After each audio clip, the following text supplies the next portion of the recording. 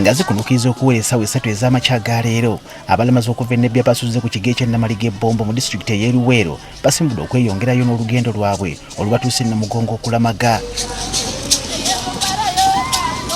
Ono yegatiddwako Minisita omubeezi ow'ebyamasannyalaze n'obugagga obw'ensibo Phiona Nyamutooro n'abakulembeze abalala okuva e Nebbi okuli akolanga Katikkiro w'obukulembeze obw'ennono obwa Alur Ochaya Orach Vincent olwaleero nga kw'ogasse n'abalala. It was very important that I get time off my busy schedule to come and encourage my people. So for me today to be part of this journey, and especially for Alur Kingdom as an institution to be part of this, is a manifestation that culture and religion speak the same language. Abasingawo batusekererako mbuwa temujja kusobola. Bade batusuubirako bire ebisolo mbu eyinza tuluma kuva pakwashi paka kaluma. Naffe tubalagako mbu.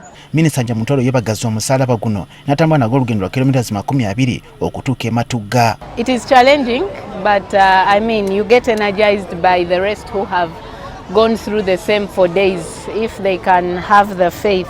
Faith is devotion, and faith has never failed anybody. Nga bali ku lugendo abagoba batakisi abakolera ku luguudo oluva e Kampala okudda eggulu nabo badduukirira amazzi ag'okunywa ng'akabonero ak'okuddiza ku basaabaze baabwe. Naye bulijjo balinnya mmotoka zaffe naffe ng'aba basaabaza buvunaanyizibwa bwaffe okulaba nga tubaddizaako. Bakiri obwedda batambula olugendo luno wakati mu bukuumi obw'abasirikale okuli aba UPDF ne poliisi ey'oku nguudo okubatangira okuva eri akabi konna naddala obubenje.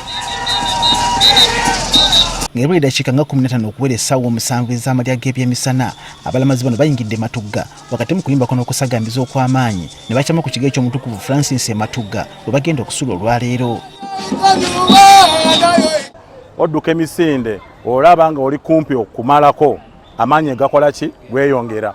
Ku kigo kino baaniziddwa bwana mukulu Reverend Father Adam Mutebi era nasoose kubasabira oluvannyuma n'abalaga ebisulo byabwe. Bano batuuse ebigere bizimbye era nga balabiddwa nga babinyiganyiga bitowolokoke. It was just some 4 kilometers away from Bombo 20. That's when I started feeling pain.